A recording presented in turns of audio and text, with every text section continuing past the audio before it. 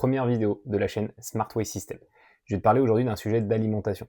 Le but, en tout cas, avec cette vidéo et avec le format YouTube, c'est d'aborder des sujets d'une manière un petit peu plus longue et surtout un peu plus détaillée plutôt que sur des réels ou des formats qui vont faire 1 minute seulement. Donc le but, c'est vraiment d'avoir un format qui soit un petit peu plus consistant et qui va donner matière à réfléchir. Donc en tout cas, si c'est des sujets qui t'intéressent, je t'invite à t'abonner pour ne rien louper parce que je vais continuer à publier, que ce soit sur l'activité physique et également la nutrition.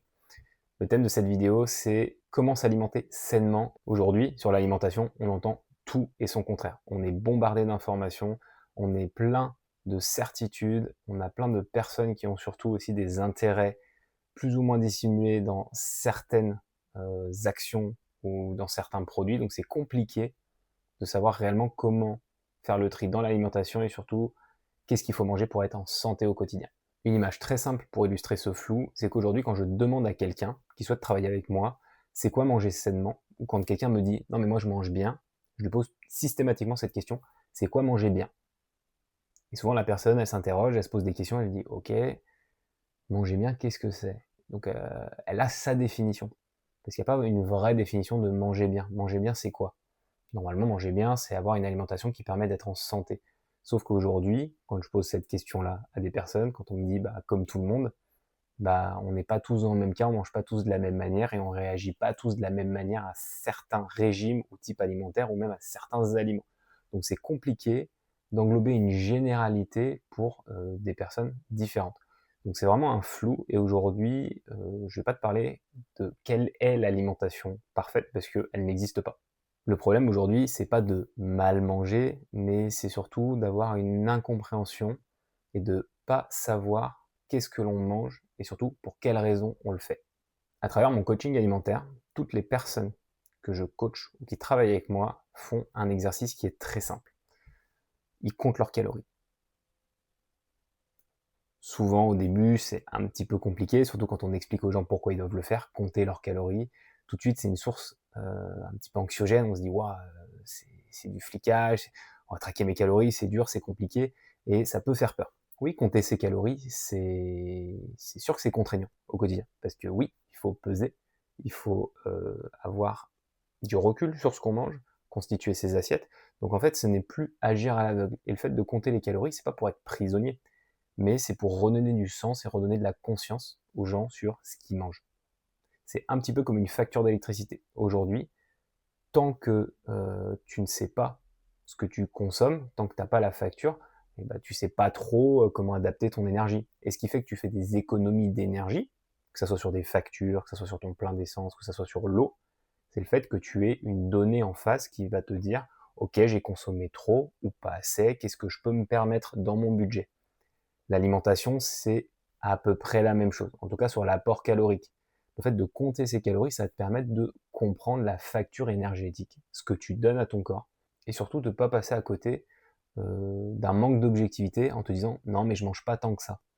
Aujourd'hui, ce qui te permet de dire ça, c'est le fait que tu ne comptes pas tes calories. Comme tu ne comptes pas tes calories, elles n'ont pas de valeur, elles ne sont pas chiffrées, elles ne sont pas rentrées quelque part, donc au final tu préfères rester dans le doute et te dire bah non c'est pas si mauvais que ça de toute façon.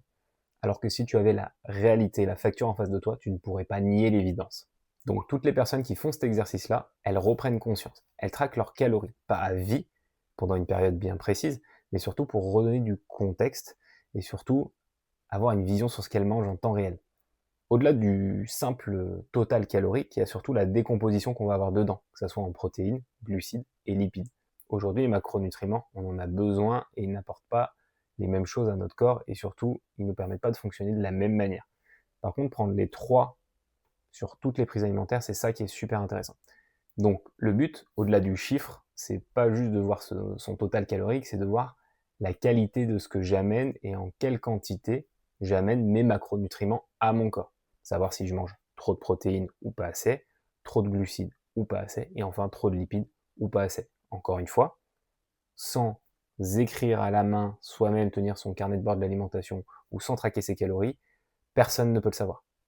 C'est notamment en comptant tes calories que tu vas prendre compte que tous les aliments ne se valent pas. La quantité, c'est bien, la qualité, c'est mieux.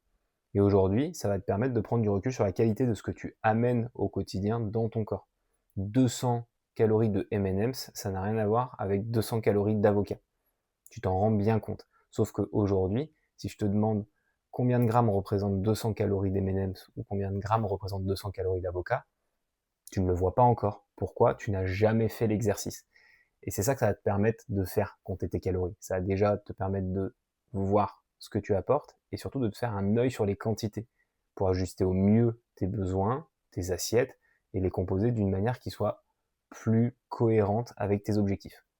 En conclusion, aujourd'hui, beaucoup de personnes pensent manger sainement, qu'elles mangent bien. Mais la réalité, c'est qu'elles vivent dans le flou et que tant qu'elles n'ont pas des répercussions négatives ou qu'elles ne cherchent pas à perdre du poids, elles vivent dans le flou et elles ne savent pas réellement. Donc aujourd'hui, si ton alimentation a un rôle important pour toi et que tu souhaites vraiment développer cet aspect-là, je t'invite à faire l'exercice pour toi, 1 semaine ou 2 semaines. Ne rien changer dans ton alimentation au quotidien, mais juste voir la facture de ce que tu vas amener à ton corps. Si ce genre de vidéo te plaît, je t'invite à laisser un like et surtout à t'abonner à la chaîne pour avoir plus de contenu comme celui-ci.